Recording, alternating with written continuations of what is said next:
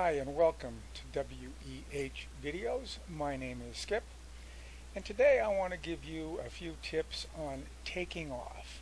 Now this may seem like an unnecessary lesson, but I think most beginner sim pilots don't worry too much about how they take off. After all, it's pretty easy to do this on most of your sim airplanes. However, if you've purchased some more sophisticated airplanes like the Boeing 777 by Ramsey's or the Sherpa tail dragger bush airplane by Shade Tree Micro Aviation, and you'll find it's not quite that easy. So if you've been having trouble with your takeoffs, here are some tips. First, you need to find the Pilot Operator Handbook, or the POH, for your airplane. And there's usually some documentation that came with the airplane that you bought. And if not, then go online to see if you can't find a POH in a PDF file online. Now, there is a lot to consider before taking off. Wind direction is a big one, so you want to check the ATIS or go to the map page. I have set that to the F1 key on my keyboard, so by pressing F1 I get the map page, and I'm right here at San Carlos. So let me just scroll in a bit and click on San Carlos, and you'll see here in the upper right it has all the information for the airport, and you'll see here it says altimeter setting is 3015 and the winds are calm. So make sure you write down your altimeter setting and what the winds are. We're definitely going to need this information before we take off. Choosing a runway that heads into the wind is very important. Let's say if the winds are from 300 at 15 knots, then you want to make sure you take off on a runway with a heading close to 300. So an airport with a runway 30 and 12 and the winds are 300 at 15 knots and you're on runway 12, you would have a 15 knot tailwind, and that's really bad. Chances are you'll run out of runway long before you'll be able to lift off. Now there's no fixed number for allowable tailwinds on landings or taking off, but information on this is in the form of a performance chart calculation, and they're in the POH, or the Pilot Operating Handbook for your airplane. But it's best to avoid tailwinds on takeoffs and landings. So let's look at the takeoff procedures for a Cessna 172. We are here in a Cessna 172N. This is a cool little airplane that I got from xhanger.com. It's a 172N, and that's the airplane I fly in real life. And this is the only place I could find one, and this is a really nice little airplane. But I like to modify my airplanes in X-Planes Plane Maker, and I've done that just for this tutorial. So let me open up this airplane, and you'll see I've made a lot of changes. I changed the color and a bunch of other things, but what I did for the tutorial is I've added this elevator indicator, or this is the trim wheel, so you can see what I'm doing with the trim wheel. And this is very important. Elevator trim should be set properly for a smooth takeoff. And if you don't set it to takeoff position, you will fight with the yoke or the joystick. And it's hard to keep a steady rate of climb trying to hold the yoke or the joystick in one position. So adjusting the trim will take the pressure off the joystick or the yoke and make it much easier to control the airplane. So let's set up the 172 here for takeoff.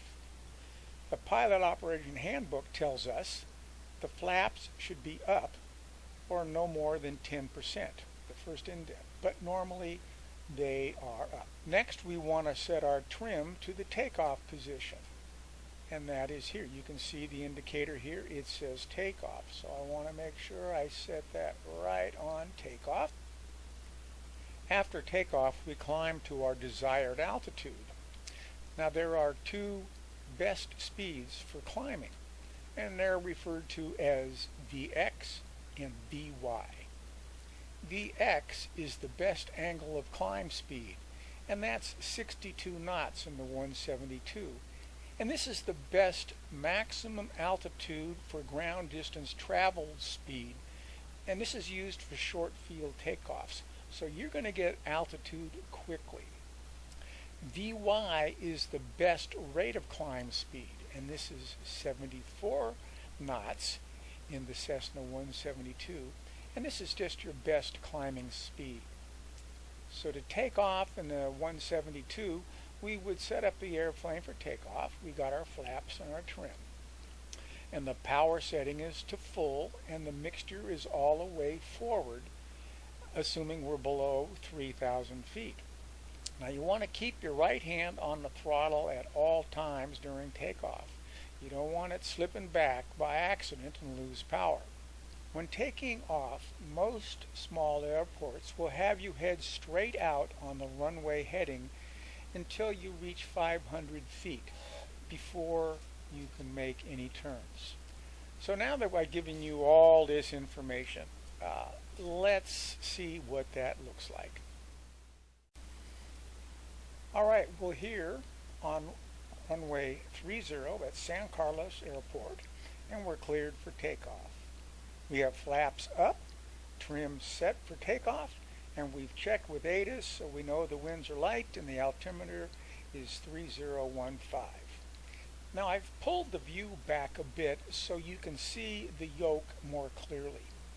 I want you to notice how little I move the yoke, and also watch the trim indicator and see how I use the trim. Alright, here we go. So we are going to rotate at 55 knots, and then we will climb at the best rate of climb, which is 74 knots. There's 55. We're going to pick up now. We are just going to trim for 74 knots, the best rate of climb right here. Now I'm going to make just some minor tweaks on the trim wheel, raising the nose a bit just to maintain that 75 knots. And there we have it. We are trimmed for climb. Now let's make another little adjustment. Started to drop off a bit. So lower the nose just a tad. Okay, I did nothing with the yoke. No pulling back of the yoke. This was all done with the trim. Now what I'm going to do, I'm going to let go of the yoke, and we're probably going to make some turn here because my yoke's a little messed up. But watch our rate of climb and our speed here. Alright, I'm letting go. We are maintaining speed, and we are maintaining our climb. This is because we have trimmed the airplane properly. Now I want to demonstrate what happens when you don't have the airplane trimmed properly. Notice the elevator is not set for takeoff, or the trim is not set for takeoff. 55. Now we're going to try it and get up to 74 knots, and now I'm having to fight with the yoke. Lower the nose a little bit, lower it some more to get to 74 knots. Alright, so now I'm holding the yoke in one position. It looks like we're going to have a mid-air collision here. Got to pull up on the yoke a little bit. So as you can see now, I'm bouncing quite a bit because I cannot hold this yoke in this position. And while that may not seem like much right now, if I had to do this all the way up to 5,000 feet, my cruising altitude, I would be exhausted. And as soon as I make a little slack on the yoke, I drop. So it's really important to set your trim properly for takeoff. So get to know your airplane. Read the pilot operating handbook and learn the basics. At least the VX, VY speeds, the flaps and the trim settings for takeoff and landings, Make sure you get the ATIS information, and be sure to take off and land into the wind. A bit of a crosswind is okay, but a tailwind should be avoided. So I suggest you learn to fly your airplane. Don't rely on the autopilot or GPS. Practice your takeoff and landings. You can set up a situation and save it. Let me show you what I mean. So here I am coming in for a landing, and this is a landing I want to practice. I can go up here to File, Save Situation. Now I can type in the situation, which would be, let's just say landing, and hit save. And so now I can go back up here to File, Load Situation, Landing, Open Situation, and I'm right back. So you can do this over and over again. This is a really good way to practice your landings. So that's my tutorial on tips for taking off. My next video is going to be straight and level flight. I know that sounds kind of boring, but if you can master your takeoff and landings and straight and level flight without using autopilot, GPS, and all that garbage, you'll really have a lot of fun with your flight simulator. So thank you so much for watching. If you like this, please click the like button. If you would like to leave a comment or send me a message, that would be great. And thank you again for watching, and God bless.